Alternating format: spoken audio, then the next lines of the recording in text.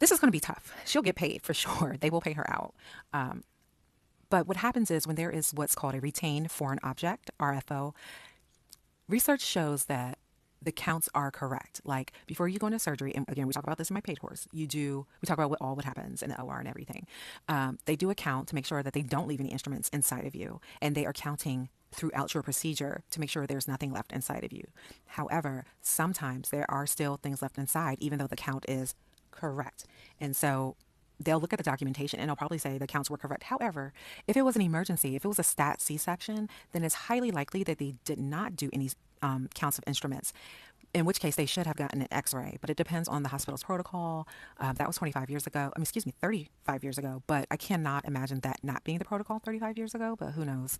Especially sometimes people get caught up in the emergencies. So if she was like a stat C-section, had major complications, ended up on a ventilator and transferred to the ICU, probably an x-ray was probably the last thing on their minds, unfortunately. They were probably just trying to get her stable and get her to the ICU so that she could, you know, not die in the OR.